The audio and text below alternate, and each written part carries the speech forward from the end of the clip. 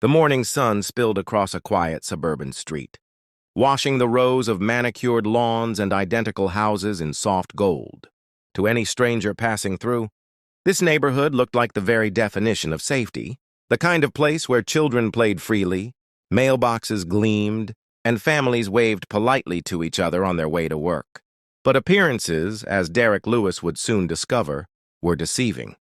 For beneath the surface of neat hedges and trimmed sidewalks lay something far uglier: prejudice, suspicion, and a neighbor whose obsession with control would unravel everything. Derek, a seasoned FBI agent with years of service behind him, had spent his career fighting criminals who hid behind screens and elaborate schemes. But nothing prepared him for what was about to unfold on his own front lawn. He had returned home after a long night shift, tired but relieved, expecting nothing more than to rest in the home he had worked so hard to build for his family. Yet as he pulled into his driveway, groceries in one hand and his briefcase in the other, eyes were already fixed on him, cold, calculating, filled with judgment. Those eyes belonged to Margaret, the neighborhood's self-appointed watchdog, a woman who cloaked her bias in the language of community standards. To her, Derek was not a homeowner. He was an outsider. And in that moment, she convinced herself she had caught a criminal in the act. Her footsteps clicked sharply against the pavement as she moved closer, phone in hand, her voice loud enough for half the street to hear. Words like trespassing and suspicious cut through the air, each syllable dripping with certainty. Curtains fluttered. Neighbors peered out, their silence speaking louder than their stares. In Margaret's mind, she was a hero protecting her community. But in truth, she was igniting a fire that would expose every hidden fracture within it. Derek felt the familiar sting of being misjudged, of being reduced to nothing more than the color of his skin. It was a feeling he had endured since childhood, yet it never stopped hurting. Only this time the stakes were different. He was standing on his own property, targeted not by criminals, but by the very people who called themselves neighbors. As the seconds ticked by, Margaret dialed 911. Her voice trembling with urgency as she reported a burglary in progress. Within moments, the quiet hum of the morning would be shattered by sirens, flashing lights and officers arriving on edge, ready to confront the so-called intruder. What Margaret didn't know, what not a single person on that street suspected, was that the man she was trying to humiliate was no stranger to confrontation. He was no stranger to injustice, and he was certainly no stranger to exposing the truth. Derek Lewis was not only the rightful homeowner, he was an FBI agent, and the phone call Margaret had just made would not end the way she imagined. Instead, it would unleash a chain of events for half the street to hear. Words like trespassing and suspicious cut through the air, each syllable dripping with certainty. Curtains fluttered. Neighbors peered out, their silence speaking louder than their stares. In Margaret's mind, she was a hero protecting her community. But in truth, she was igniting a fire that would expose every hidden fracture within it. Derek felt the familiar sting of being misjudged, of being reduced to nothing more than the color of his skin. It was a feeling he had endured since childhood, yet it never stopped hurting. Only this time the stakes were different. He was standing on his own property, targeted not by criminals, but by the very people who called themselves neighbors. As the seconds ticked by, Margaret dialed 911. Her voice trembling with urgency as she reported a burglary in progress. Within moments, the quiet hum of the morning would be shattered by sirens, flashing lights and officers arriving on edge, ready to confront the so-called intruder. What Margaret didn't know, what not a single person on that street suspected, was that the man she was trying to humiliate was no stranger to confrontation. He was no stranger to injustice, and he was certainly no stranger to exposing the truth. Derek Lewis was not only the rightful homeowner, he was an FBI agent, and the phone call Margaret had just made would not end the way she imagined. Instead, it would unleash a chain of events that would strip away the polished veneer of the neighborhood, challenge the silence of those who stood by, and force everyone to confront an uncomfortable reality. Racism doesn't always wear a hood or carry a weapon. Sometimes it hides behind picket fences and HOA rules, waiting for a chance to strike. And when it does, the question is never just about the person targeted. The question is about everyone watching. What will they do when the truth is right in front of them? Derek Lewis's life had never been easy, but he had built it on discipline, sacrifice, and a refusal to let other people's limited vision define him. Born in the late 70s in Birmingham, Alabama, he grew up in a working-class black family that taught him the value of perseverance. His father had been a factory worker who lost his job when the plant shut down, while his mother worked double shifts as a nurse. Derek learned early on that the world didn't hand out fairness equally. At school, he was often underestimated by teachers, overlooked for opportunities, and sometimes accused of mischief he hadn't even been near. But each slight became fuel. He pushed harder, studied longer, and refused to accept the narrative others tried to place on him. By the time he reached adulthood, he had developed not only resilience but a razor-sharp sense of justice. Law enforcement called to him not because he wanted power, but because he wanted to ensure that people like his father, his mother, his neighbors wouldn't always be ignored or dismissed. After college, he joined the FBI, starting at the bottom and enduring grueling training that tested his mind, his body, and his willpower. There were days he wanted to give up. There were instructors who doubted him, colleagues who whispered that he had only been hired to meet a quota. But Derek proved them wrong at every turn. He developed a reputation for meticulous attention to detail, sharp instincts in the field, and a calm presence under pressure. By his early 40s, he had carved out a respected career as a cybercrime investigator, tracking networks of criminals who thought anonymity was their greatest shield. Derek had seen the ugliest parts of humanity: exploitation, greed, violence, but he had always believed that the quiet space of home would remain his sanctuary. When he and his wife, Tanya, moved into a suburban neighborhood just outside Washington, D.C., it felt like the culmination of everything they had worked for. The house wasn't a mansion, but it was beautiful. A 2-story colonial with white shutters, a wide porch, and enough space for their 2 children, Maya and Jordan, to grow up with safety and stability. Derek had dreamed of this for years, a place where his children could ride bikes down the street, where he could grill in the backyard on summer evenings, where Tanya could finally have the garden she always wanted. The neighborhood's glossy brochures boasted of safety, community values, and a well-organized homeowners association. At first glance, it looked like everything they wanted, but reality came with cracks. Derek noticed them slowly, almost imperceptibly at first. At the initial HOA meeting he attended, conversations seemed polite enough, but there was an undercurrent: people who asked just a little too eagerly where he was really from, others who seemed surprised he could afford the property. He brushed it off. Microaggressions were nothing new to him. Tanya, though, picked up on the whispers. She caught the way one woman, Margaret, narrowed her eyes every time Derek spoke, the way she leaned into other board members as if to silently question his presence. Margaret quickly revealed herself as the neighborhood's self-appointed guardian. Officially, she was just another resident, but unofficially, she behaved as though she ran the entire HOA. She walked the streets daily, clipboard in hand, noting who had left garbage cans out too long or whose lawn didn't meet her standards. For some, she was merely annoying. For others, especially families who didn't fit her narrow view of what the community should look like, she was something far more threatening.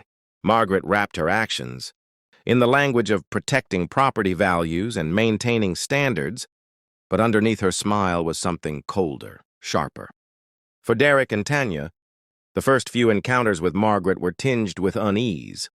The first time Derek mowed his lawn on a Saturday afternoon, she stopped by to comment that people around here usually hire landscapers. When Tanya planted vegetables in the backyard, Margaret casually mentioned that front yards are what neighbors actually notice. And when Maya and Jordan set up a lemonade stand on the corner, Margaret appeared within minutes to ask if they had HOA approval to run a business on the sidewalk. It was constant, subtle pressure, never directly hostile, but always calculated to remind the Lewises that they were being watched. Derek tried to brush it aside. He had dealt with worse in his career. Compared to confronting organized criminals or executing warrants, what was one nosy neighbor? But Tanya saw the toll it was taking. Each time Margaret appeared, Derek's shoulders stiffened, his jaw tightened. He would retreat into silence afterward, sitting at the dinner table with a faraway look in his eyes. Maya, who was only 12, once asked why Mrs. Margaret never smiled at them the way she smiled at the other kids. Jordan, only 8, asked why their lemonade. Stand had to close when other kids could sell cookies without issue. Derek didn't have easy answers. Over time, the neighborhood began to divide in subtle ways.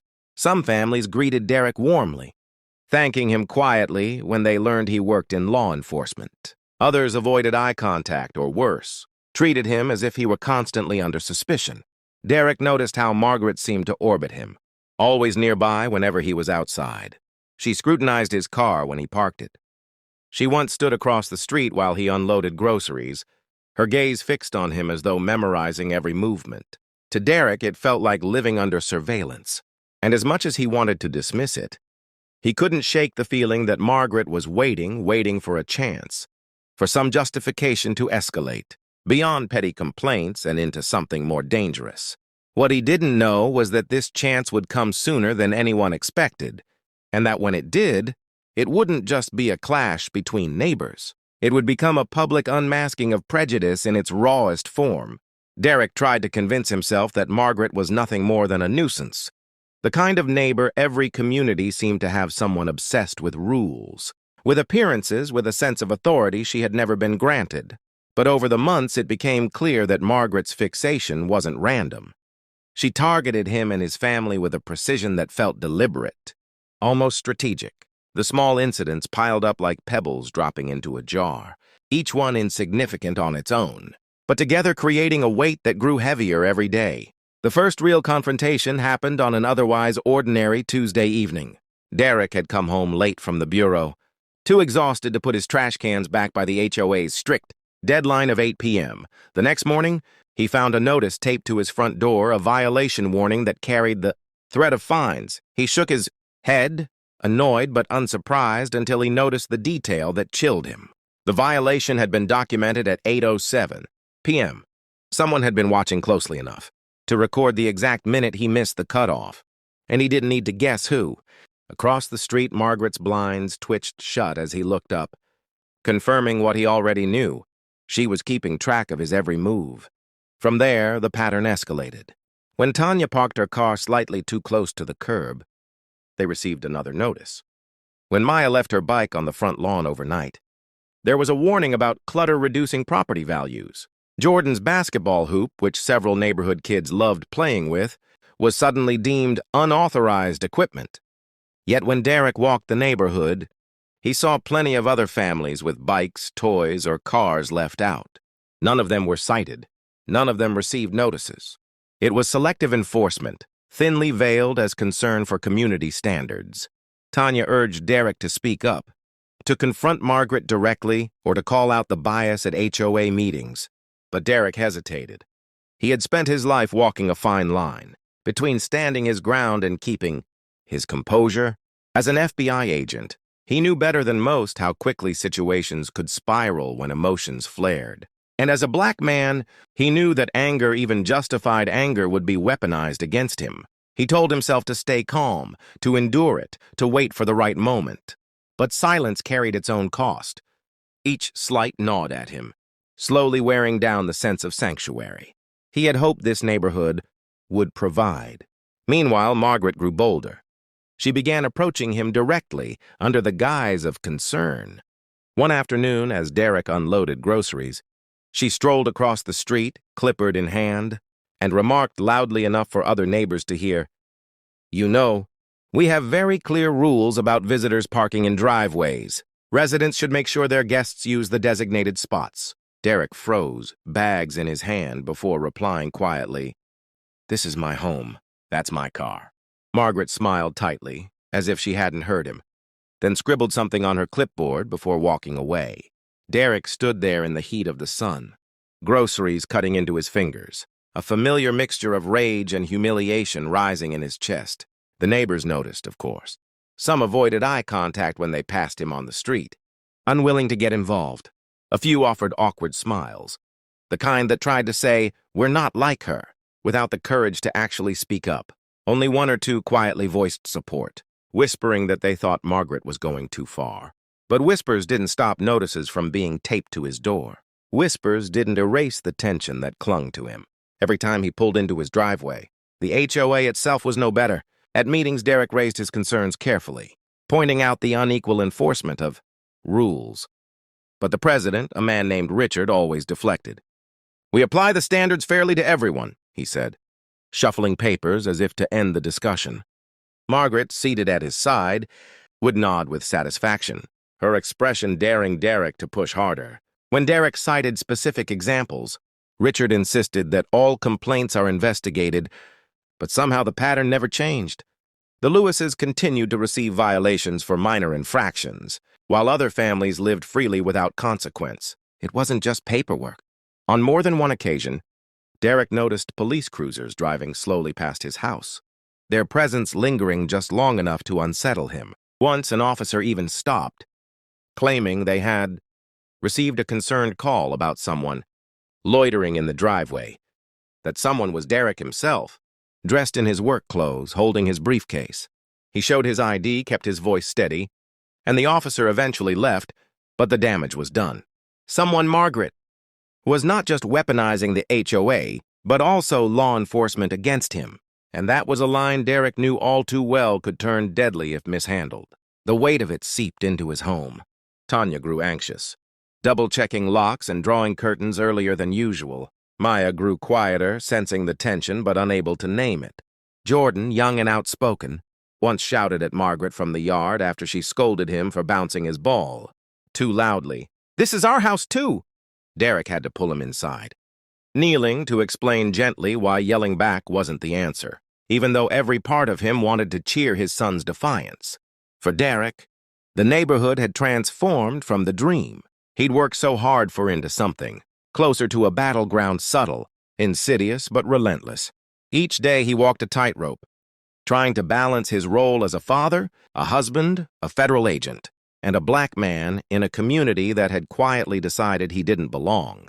And though he tried to maintain his composure, deep down he knew the truth. Margaret wasn't finished. She was building a case in her mind, stacking her so-called evidence piece by piece, waiting for the day she could escalate her suspicions into something explosive. That day, Derek sensed, was coming sooner than he wanted to admit. It began on a Saturday evening, the kind of quiet weekend Derek had craved after another. Grueling week at the Bureau. The sun was just setting, painting the sky in shades of orange and violet as Tanya prepared dinner inside and the kids played in the backyard. Derek was outside trimming the hedges, headphones tucked in as he let the rhythm of the work calm his mind. It was one of those fleeting moments of peace, the kind that reminded him why he had fought so hard for this home, for this neighborhood, for this life. But Margaret was watching. She always was. Behind the slits of her blinds, her eyes tracked Derek's every move, her mind twisting ordinary tasks into sinister motives. Tonight, she convinced herself she had finally caught him an unfamiliar bag he carried from his car earlier. The way he walked around his own yard as if surveying it. The simple act of pausing near his back door. To Margaret, it was confirmation of what she had long wanted to believe. Derek didn't belong here. He wasn't a neighbor. He was a threat.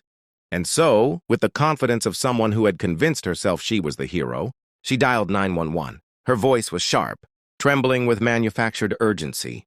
"There's a suspicious black man at 418 Willow Creek," she told the dispatcher. "He's loitering around the house. I don't think he lives here. Please send someone quickly, I'm worried." When pressed, she described Derek, tall, broad-shouldered, dark-skinned. She exaggerated his movements, claimed he was lurking near doors and scoping out the property. By the time she hung up, Margaret was certain she had finally done what the community needed, exposed the outsider. Minutes later, the street transformed. Red and blue lights washed across the quiet houses, sirens cut through the evening air, and the hum of radios filled the silence. Derek straightened, confusion etching across his face as two police cruisers screeched to a stop in front of his home. Doors flew open, and officers spilled out with hands already hovering near their holsters. The neighbors peeked through curtains, some stepping onto porches, the atmosphere electric with tension and anticipation. "Sir, step away from the house!" an officer barked, his flashlight cutting through the dusk and landing squarely on Derek. Derek froze, hedge clippers still in hand, his heartbeat hammering in his chest. Training kicked in. He raised his hands slowly, deliberately, careful not to make any sudden moves. Tanya rushed out onto the porch, her face pale, panic in her voice. "That's my husband! This is our home!" she shouted, but the officers barely glanced at her. Their focus remained locked on Derek. "Drop what's in your hands and step forward," another officer ordered, his tone sharp, commanding, as though Derek were an intruder caught in the act. The air was razor-thin, every second stretching into an eternity. Derek carefully set the clippers on the ground, lifted his hands higher, and took a slow step forward. He could feel dozens of eyes on him, his children peeking nervously from behind Tanya. Neighbors clustered at the edges of their lawns. Margaret standing just beyond the cruisers, with arms crossed and a satisfied gleam in her eyes. She had orchestrated this moment, and now she relished it. But Derek knew how quickly such encounters could spiral. One twitch, one misinterpreted gesture, and the outcome could be irreversible. He thought of his children, of Tanya, of all the years he had spent cultivating restraint in the field. This was not just about survival. It was about preserving his dignity in the face of humiliation. "I live here," Derek said, his voice steady but loud enough to carry. "This is my property. My family is inside. You have the wrong idea." The officers exchanged glances, skepticism etched into their faces. "We got a call about a trespasser," one of them said flatly. "I am the homeowner," Derek replied. He gestured slightly toward the porch where Tanya stood, fear written across her features. "My wife, my children, this is our house." But Margaret cut in before the officers could respond. "That's not true," she snapped, her voice rising with feigned certainty. "I've lived across the street for years. I've never seen him here before. He doesn't belong here." "He's lying!" Her words carried the weight of confidence. The assurance of someone who believed her whiteness alone was proof enough. The officers stiffened, their suspicion intensifying. Derek could see it in their eyes, the calculation, the hesitation, the readiness to escalate, and he knew the truth. His words, Tanya's pleas, even the sight of his children on the porch might not be enough. So he made a choice. Slowly, keeping his hands visible, he reached toward his back pocket.